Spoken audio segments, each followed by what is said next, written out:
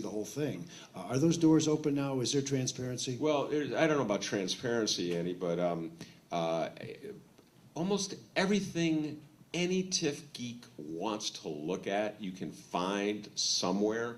And it's just, it's all over the place. There's no real index leading you to it, so you have to hone up your investigative skills to find it. But by and large, it's there, and it's very boring, by the way. So, and Andy, you know, there was just a law passed that's going into effect for fiscal year 2010, where all TIF reports are going to be online by the comptroller's office, where you can go in and be a lot easier. You know, in the past, even I, being at the state 20 years and dealing with TIFs, it was difficult for me to navigate that, but they're going to be going online live before long. And is anybody going to be able to get their way through that and figure out what's going on, other than Ben and Rachel and you? Yeah, I mean, they have instructions on. They'll have instructions on that. I mean, I brought an older one. It's probably like trying to program a VCR. Right? No. I mean, you click on the municipality, and you'll be able to go and see their TIF report, and they'll have private investment that was invested. You know, outstanding obligations, all that stuff. So, I mean, I know that the city of Chicago hand delivers their TIF report every year to comptroller. They walk it over. I mean, it sits in a box. Let's take some of the questions from the audience. And this is a good one to start with. One that's just a very simple, general one. And I'll start with you, Rachel, and if anybody else wants to add. Otherwise, we'll just try to get to the questions. What would you say the biggest misconception about TIFs is? I think that they have, in some ways, more power than they do. That people think that, you know, my neighborhood has been TIF'd, therefore I'm going to lose my home. And I get phone calls like this on a regular basis, that my rents are going to go up, or I think that in some ways, I think that they're maybe a less powerful, as I said, tool than people might think they are. What I think the real story is sort of the backstory is how they sort of reorganize the fiscal structure of a municipality, potentially cause tax increases because the overlapping taxing jurisdictions find themselves cash-starved and have to raise rates. But I think, you know, that people think there's going to be this sort of instant impact. You know, my neighborhood's TIF'd, and, you know, I better start looking for a new house or new space for my business. Yeah, I mean, I've heard that too, where they said, how can you TIF my house isn't blighted? And I said, well, no matter where you're at in the state, and I'm going statewide. When they draw those boundaries, they're drawing them to include areas that are qualified, that meet the factors. And for anybody that wants this, I have a TIF 101 PowerPoint that has all the qualification factors. If you want me to email them to you, I will. Just give me your email address.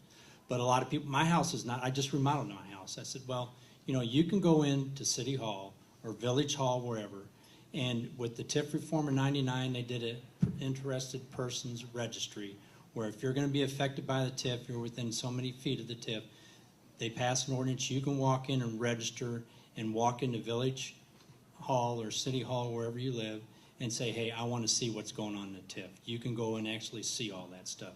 That's been since 1999, so that's been in effect for about 11, 12 years. So that's a big misconception. Well, to me, the biggest misconception with TIFs is the one that is put forth by the city, and it's ABCs to TIFs, which is a document that they still pass out. I can't believe, I think the new mayor, whoever that person is, if he has any sense, will get rid of this document. And that, essentially, that misconception is that TIFs do not result in tax hikes, which of course is ludicrous if you just view how the program works. And it doesn't impact the taxing bodies, which is equally ludicrous when you consider that now, if we're not going to spend those reserves, we have to give the money back to the taxing bodies. So if it doesn't impact the taxing bodies, why do we have to give the money back to it?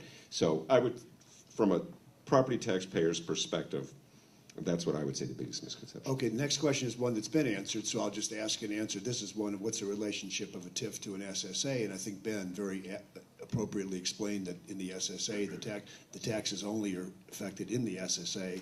In TIFs, what goes down in one neighborhood goes everywhere else to make up the difference, which, by the way, as an aside, The other thing, there's only other part of government that's as complicated as TIFs is assessments. Yeah. And you may have noticed that, of course, these are the two areas where you have some of the worst abuses because people really don't understand that what's going on affects them. And so one of the reasons that people do talk about the Board of Review and what it does with the assessments is that when a lot of heavy hitters get assessments reduced and get lower taxes as a result, they have to be made up by the rest of us because the municipalities are still demanding the same overall tax burden. And so it isn't just that the fat cat gets a good deal with his connected lawyers and connected political insiders, it's that the rest of us end up paying the difference, and it sounds like TIFs are very similar. So when the Willis Tower gets a break from a TIF, and I'm not saying they should or shouldn't, but when Willis Tower gets a break, everybody else is making up the difference, and that's an equity issue that I think people need to be aware of. How much revenue did TIF districts pull from suburban Cook and Chicago in '09 and '08? Is there like a number that fits there? I guess that question is, if you take all the TIFs together, how much is sucked out of the tax pool? Isn't that the $700 million to $1 billion? That's just City of Chicago.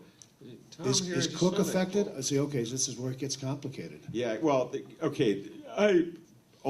pretty much limited myself. Occasionally I slip over to Oak Park or Evanston to take a look at what they're doing with this program. And then I get frightened off and come back to Chicago.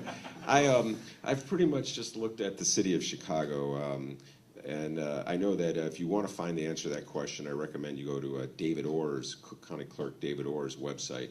He's tabulated all the amount of money that the TIFs in the suburb, each suburb, gather. So I would recommend you go to Cook County Clerk David Orr, ORR's website. And either of you want to add anything to that one? Okay, here's one. And I think we touched on this. What do you think will become of Chicago's TIF funds when Daley leaves office? What do you think, Rachel? You think the program will get reformed, canceled? It was a program that worked really well with his management style. And I'll put those in quotation marks. It's a program that works well when you have an autocratic political leader who can act decisively and act quickly, because you have to capture these properties in their sort of lowest, is it the nadir, the zenith nadir of their value, the lowest of their value, and make sure there's going to be some development that takes place relatively quickly, right, which maybe makes it a less, which is one of the reasons why TIFs don't work so well in some places that don't have a lot of development activity. But you got to capture that, you got to put it in a TIF, put those properties in a TIF, and then the increment will generate, and then you'll have money to play around with. And it was daily sort of control, from the fifth floor, his ability to really manage the city, and he knew what was going on in all parts of the city that kind of made this mechanism, made us associate TIF with his reign. I'm not sure if another mayor would be able to, have as much control over all the different agencies and sort of, tamp down any kind of political intra-agency fighting, because there is a fair amount. There's a lot of coordination that needs to be done with TIFs. The folks who are in charge of zoning have to coordinate with planning, and they have to coordinate with finance. And it sort of lends itself to a kind of North Korea style. North Korea, how about Bridgeport? Hey, so I guess the question for all of us who are facing the prospect of an election in February and then maybe a runoff in April, probably a runoff in April, what do we ask the candidates? Do we ask them first what they want to do with TIFs if they're mayor, and secondly, then we have to assess whether they'll be able to deliver on that, because the extent to which they're more like Daley means that they're more likely to be able to make them effective. Would you agree with that, Ben? Yes, absolutely. I think that I just wrote this, so it's sort of fresh in my mind, that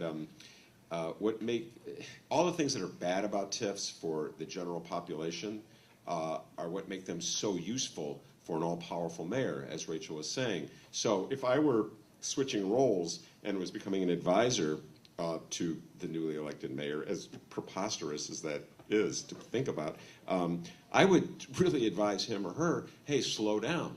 This is money that is like easy money think of it as the other taxing bodies pay 80 cents on the dollar and you get to spend the full dollar. I mean, what's not to like about that? And I think, to his credit, Daley figured that out, or maybe he didn't personally figure it out, but somebody who advises him figured it out. And I never know if he's as smart as I give him credit. So Andy, I think that the leading contenders for mayor, whoever they are, and whoever those final two are that in the rundown, the showdown, are going to think long and hard. I can't, there's not one person currently running for mayor, and let me think about this. Yeah, because Quigley left himself out, correct? There's not one person currently running for mayor, as staggering as it is to admit, who's ever had a position on TIFs.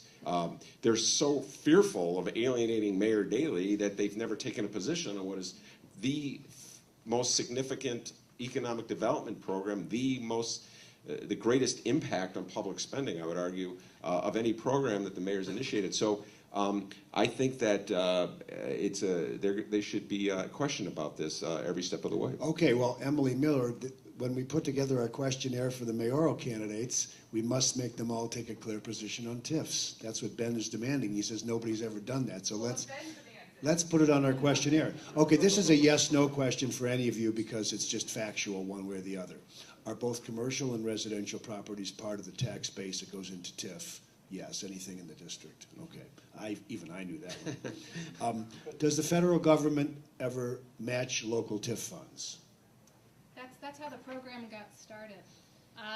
And if I'm not incorrect, I mean, you could argue that the whole Plan for Transformation, Hope 6, was a program where we had federal dollars being matched by property tax increments. So it was a kind of federal, state, local type of a project where you had both federal dollars and you had TIF funds and bonds that were secured by TIF increment involved in redeveloping high-rise public housing. This is one that's interesting. We're talking about the possibility of returning a lot of TIF dollars to taxing bodies now because they're also cash-starved. Has the city done that in the past? Has the city ever returned money to the bodies from which the tax dollars came, Ben? The city of Chicago? Yes. No. Yes, I would argue that it has, but indirectly, Oh, because okay, yeah. the city has paid. If you look at where the TIF funds have gone, the city has used a lot of TIF funds to build new schools. So Westinghouse School on the west side, the city's first $100 million school project. But schools are expensive to build, and the city, in a form of mea culpa, or you could argue there is a lot of other sort of backroom dealing related to this, but the city started a program called the Modern Schools Across Chicago program, where it used a lot of TIF increment to renovate or build new schools. So it didn't hand the money back, it didn't hand a check back to CPS and say, do what you want with it, hire more teachers, right? It went into the bricks and mortar, it went into sort of the physical kind of, packaging. Well, that's sort of what it's for, though. It's for capital. Yeah, and see, that's actually, Rachel raises a very good point. That's where things really start getting complicated. When you talk about the impact that TIFs have on educational funding, we won't even go into the impact that TIFs have on the whole convoluted, complicated formula by which the state funds public schools. Rachel and I have had many conversations on this, one of our favorite geek topics. But the important issue that she says is absolutely true. One of the effective ways that Mayor Daley and aldermen like Bernie Stone have sold TIFs to the public is to say, why, Ben, are you complaining? Well, they don't usually mention me, but why are you complaining when the money is being used to build schools?